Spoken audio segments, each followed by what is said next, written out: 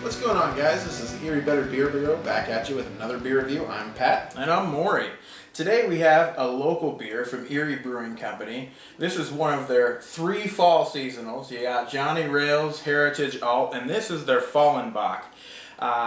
Beer Advocate has this listed as a double bock, but they consider it more of an Oktoberfest that they've kind of amped up a little bit. You know, added some extra malt to it, and you know, the alcohol content is a little bit on the high side too at 7.8%. But we're going to get into this one, let you know what we think about it. There's that little bit of that like caramel, almost chocolatey sweetness from the malts in there a little bit. Yeah, but it does have a certain dark fruit characteristic to it. Yeah, I could see that. Kind of tangy, sugary character to it. Yeah, it's definitely sweet. It's a tad grainy as well. Which is fine, really, for this kind of beer. Yeah, I mean, not an overwhelming nose, but it's pleasant. Mm-hmm. Cheers.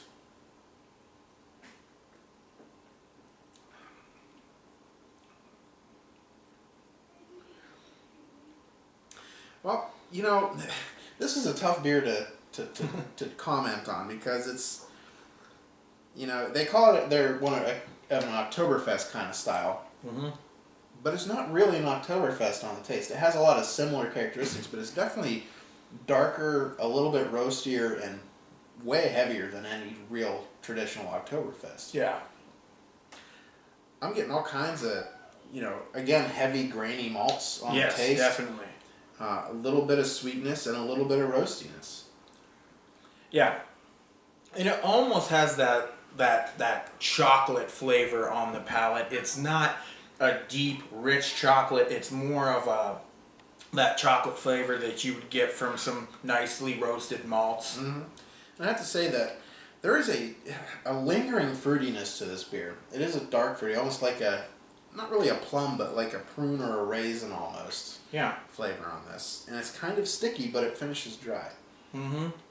Yeah, it's got a lot of different flavors, but they're all pretty subtle, making for a smooth beer, which is what Erie seems to do pretty well. I mean, you know, Railbender's pretty smooth, Heritage Alt's smooth, this is smooth, Johnny Rails was really smooth. It's darker than an Oktoberfest, but it's not as thick and bold as a double bock.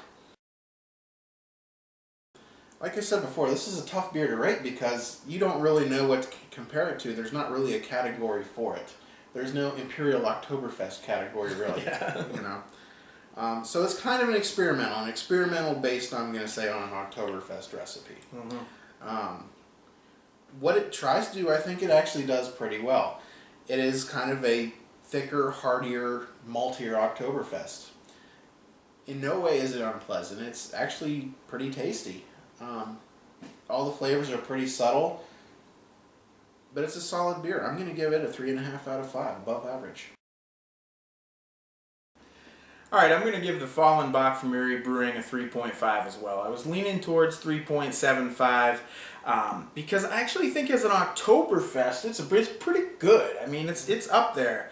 However, they amped it up a little bit, and I almost wish that they'd amp it up a little more. Personally, I mean, for as smooth and as Heritage Alt is, you know, another fall seasonal from Erie, I wish they'd take this one just a notch higher because in a lot of ways they're similar beers. You know, they have that real smooth, dark lager, chocolatey character flowing throughout them. They're both good, but to me, being from the same brewery, they're a little too similar to come out at the same time of the year. So I wish, honestly, that they would take this beer and amp it up a little bit and maybe go double bock with it, you know? But it's a pretty solid beer, and so I'm going to give it a 3.5 as well. Till next time, cheers.